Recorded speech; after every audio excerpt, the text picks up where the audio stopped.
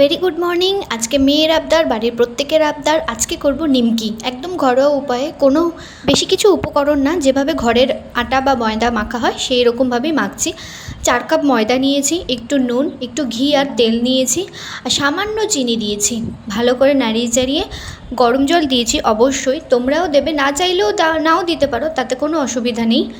স্বাদ কিন্তু একই থাকবে। দেখুন, আপনাদের সাথে কথা বলতে বলতে মাখা একদম রেডি। চটপট দেখিয়ে দিচ্ছি।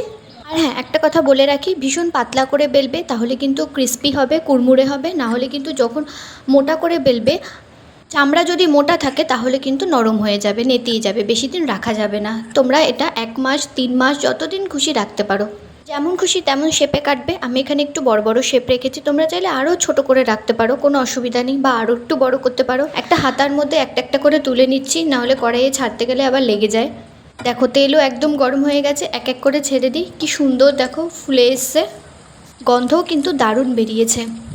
যারা আমার চ্যানেল নতুন দেখছেন, প্লিজ নিমকির রেসিপিটা ভালো লাগলে লাইক, কমেন্ট, শেয়ার আর সাবস্ক্রাইব করে দিন। আমারও তাহলে ভালো লাগবে নতুন নতুন রেসিপি শেয়ার করতে। আমি বিভিন্ন রান্না করে দেখাই, যদি না দেখে থাকেন প্লিজ আমার চ্যানেলে গিয়ে দেখে আসুন। এর আগের দিন আমি এমনই অল্প সময়ে কম খরচে একটা সুন্দর খিচুড়ি ভোগ রান্না করে দেখিয়েছি জন্মাষ্টমী উপলক্ষে। না দেখে আসলে প্লিজ দেখে থাকুন। দেখুন, আমার নিমকি রেসিপি একদম রেডি। কি সুন্দর ক্রিস্পি আর কুড়মুড়ে হয়েছে। দেখা হচ্ছে নেক্সট রেসিপিতে। টাটা।